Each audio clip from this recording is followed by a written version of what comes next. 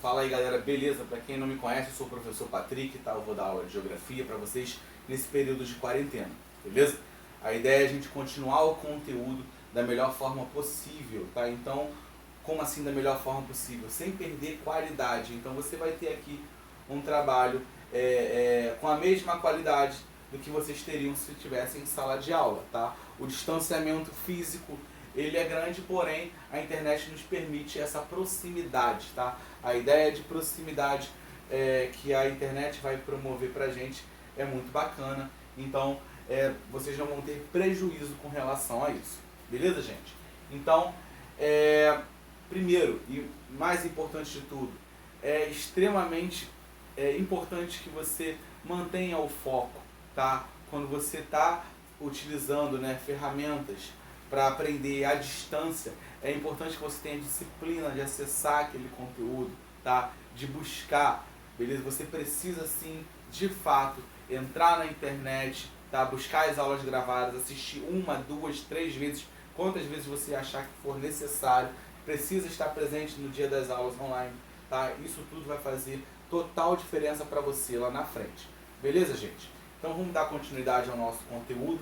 Hoje a gente está falando com a segunda série do ensino médio, tá? Segunda série do ensino médio, vocês vão ver hoje capítulo 4 de Geografia 1. Capítulo 4 de Geografia 1, que vai falar de conflitos no campo brasileiro, tá? Então, galera, vamos lá. Conflitos no campo brasileiro. Quando a gente fala de conflito, a gente precisa primeiramente buscar a origem disso.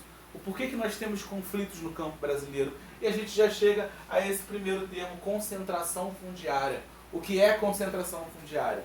Concentração fundiária é a concentração de terras nas mãos de poucos. Ou seja, grandes porções de terras nas mãos de poucas pessoas. Tá? E por que isso vai gerar conflito?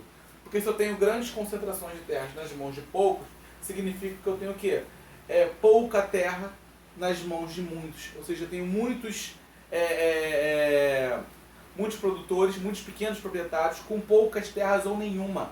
Tá? Se eles têm poucas terras ou nenhuma, você está retratando no campo a desigualdade social. Beleza? Então, se eu tenho desigualdade social, eu vou ter sim esses conflitos. Tá? Desigualdade social vai trazer conflito em qualquer ambiente. Pode ser no meio urbano, pode ser no meio rural. Tá? Então você vai ter conflitos, você vai ter luta com movimentos sociais, você vai ter desemprego, você vai ter miséria, você vai ter êxodo rural, você vai ter violência no campo.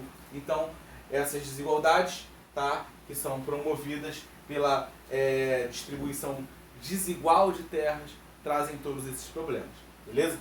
E para começar a falar dessa desigualdade, a gente fala aqui de modernização agrícola, tá? Como é que a modernização agrícola colabora para o aprofundamento aí dessa desigualdade? Primeiramente por causa disso, ó, aumento do custo de produção, tá? Se eu tenho um aumento de custo de produção e eu tenho um pequeno proprietário que tem uma estrutura muito pequena, uma porção de terra pequena, tá?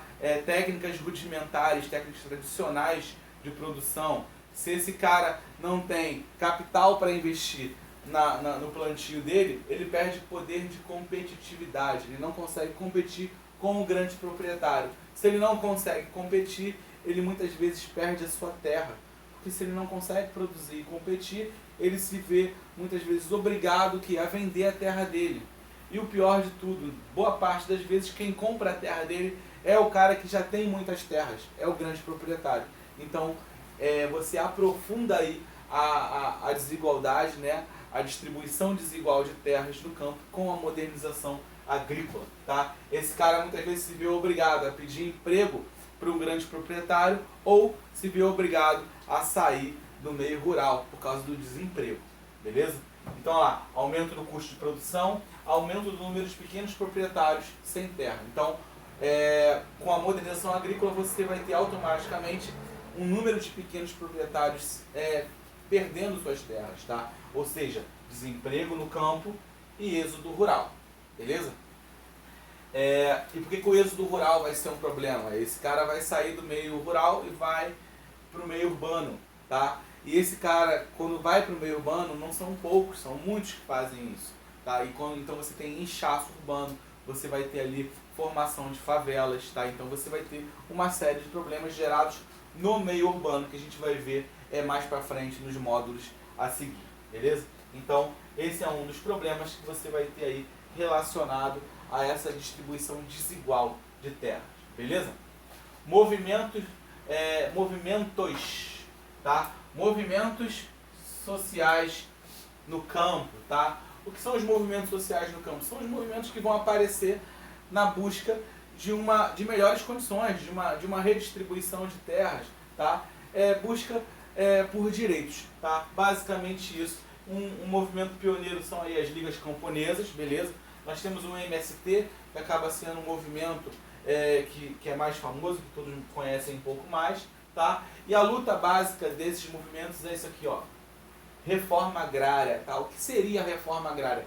Reforma agrária trata de você pegar terras improdutivas, terras que não produzem absolutamente nada, que eu estou falando justamente da maioria, tá? A maioria não está produzindo. Você pega essas terras improdutivas e redistribui. Redistribui para quem quer produzir. Redistribui para o pequeno proprietário que perdeu essa terra ou que nunca teve terra, porque não teve essa chance.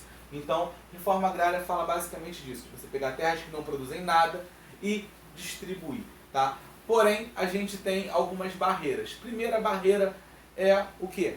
A lei que fala sobre o direito à propriedade. De fato, aquela terra tendo um dono, esse dono tem direito à propriedade daquela terra. Mas existe uma outra lei que diz o seguinte, que a terra precisa cumprir a sua função social, tá? Então, se a terra não cumpre sua função social, que é a de produção, essa terra está sujeita aí a ser desapropriada, beleza? Só que aí a gente tem uma forma de maquiar isso muito fácil. A lei não é específica sobre como tem que ser essa produção. Então, às vezes, o cara tem hectares e hectares de terra e ele cerca aquilo ali, coloca meia dúzia de cabeça de gado e diz que está produzindo alguma coisa. Na verdade, foi só para maquiar, beleza? Ele não tem intenção de produzir ali. Muitas vezes ele está esperando aquela terra valorizar, né? A questão da especulação.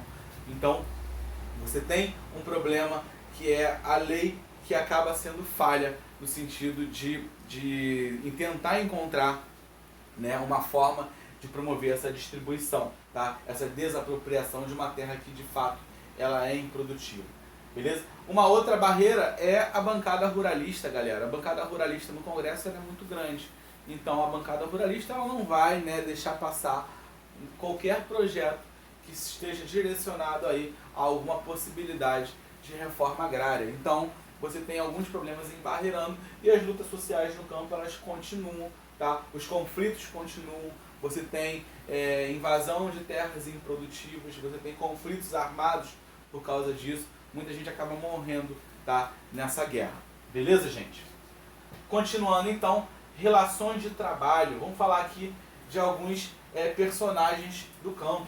Beleza? Primeiro o pequeno proprietário. Tá? Falei muito dele até agora. O pequeno proprietário ele vai ter uma produção de subsistência, tá? Ele vai ali ter uma produção para poder praticamente se alimentar, né? Na verdade se manter, tá? Ele, a família e tal. Então você tem uma produção muito simples, você vai ter uma produção com técnicas tradicionais, você vai ter a utilização de ferramentas simples, o arado, uma enxada, tá? A pá, então ferramentas mais simples, uma produção mais simples, tá? Você vai ter uma pequena propriedade, tá? E utilização de técnicas rudimentares, beleza? Parceiros. Parceiros podem ser, o sistema de parceria pode ser feito de duas formas, o meeiro e o terceiro, tá? O meeiro, ele vai dividir 50% de tudo que foi produzido com o dono da terra, tá? E o terceiro vai trabalhar com 1/3 da produção, beleza? Então, vamos lá. Um exemplo, tá? Parceiro, tá? No sistema de meeiro, você vai ter, por exemplo, o cara trabalha na terra de outro, tá? E ele produziu ali, vamos supor, 10 sacos de feijão. Desses 10 sacos, 5 vão ser do cara que produziu e 5 vão ser do dono da terra, tá? Então o dono da terra, ele ofereceu o espaço, ele vai ficar com metade da produção. Esse foi o acordo que eles fizeram entre eles, tá? E terceiro é quando você tem um acordo de 1/3. Então você tem a produção e 1/3 dessa produção vai ficar para um e o resto vai ficar para o outro. Beleza? Então basicamente é isso. Você tem aqui 50%, tá? E aqui você tem 1/3 da produção para um, enquanto o restante fica para o outro. Beleza, gente? Arrendatários. Olha lá. Arrendatários, produção em terras alheias com pagamento de valor fixo, tá? Agora preste atenção aqui, galera, a diferença de arrendatário para parceiro. Aqui eu vou estabelecer uma regra onde o pagamento é em cima da produção. Aqui não. Aqui eu vou pagar um valor fixo, como se fosse um aluguel. Não importa se você não produziu nada, você tem que pagar aquele valor, porque a pessoa como se tivesse te alugado aquela terra, alugou a terra para você produzir. Se você não produziu, não é um problema dele, tá? Então, aqui você vai ter um valor fixo, independente da produção, beleza? Aqui não. Se eu produzir nada, ninguém ganha nada, tá? Tanto no sistema de meeiro como de parceiro. Se ninguém produziu nada, então não teve produção, você não tem divisão. Aqui não, você tem um valor fixo pré-estabelecido. Esse valor fixo pré-estabelecido faz com que você tenha ali uma missão de todo mês pagar aquele valor, como se fosse um aluguel, beleza? Trabalhador permanente, tá? Trabalhador permanente, e eu já comparo com um trabalhador temporário, beleza? O permanente ele vai ter vínculo empregatício, vai ser assalariado, vai trabalhar na terra de algum grande proprietário, por exemplo, e ele vai ter um salário, beleza? Ele vai ser um trabalhador fixo. E o trabalhador temporário é o trabalhador volante, aquele que vai prestar algum determinado serviço durante um tempo e depois ele é dispensado, tá? Ele tem um contrato somente para realizar um determinado tipo de serviço naquele espaço de terra e depois ele é dispensado. Aqui você não vai ter vínculo empregatício, aqui eu tenho, tá? Aqui eu tenho um trabalhador assalariado com vínculo empregatício, aqui eu não tenho vínculo nenhum com a terra. Eu trabalho lá durante um tempo, realizando determinada tarefa, e depois ocorre a dispensa. Beleza? Boia fria, condições precárias de trabalho. Muitas vezes eu estou falando de mulheres, crianças trabalhando, tá? Geralmente você trabalha por produção. É uma condição muito precária de fato, tá? Então, inclusive boia fria, em alguns casos, você já teve aí o trabalho do boia fria sendo observado aí muitas vezes como um comparativo de trabalho escravo. Beleza, gente? Peões, em sua maioria nordestinos, tá? Você vai ter os trabalhos que são feitos lá na Amazônia, tá? São carregados para a Amazônia para realizar trabalhos, muitas denúncias, tá? De formas modernas de escravidão sobre esse tipo de produção. A gente aqui no Brasil tem uma legislação que trata de maneira muito moderna a escravidão. Então, o que seria escravidão, né? Porque em tempos passados a gente tinha o quê? A gente tinha um escravo, de fato, ele trabalhava e ele tinha o quê? Comida, um lugar para dormir, que era a senzala, tá? E tinha que trabalhar de maneira forçada, tá? Aqui, por que a gente moderniza o conceito de escravidão? Muitas vezes esse cara está trabalhando por dívida, tá? Esse cara aceita o emprego e chega lá e falam para ele, olha, você está dormindo aqui, você está comendo aqui, logo você também deve a gente. Então muitas vezes o cara trabalhava o dia inteiro e no final do dia a produção dele não foi tão boa e às vezes ele acabava o dia devendo. Então isso foi considerado trabalho escravo. Muitas vezes você tem ações da Polícia Federal, tá? Lá na Amazônia, e muitos casos de trabalho escravo são vistos, tá?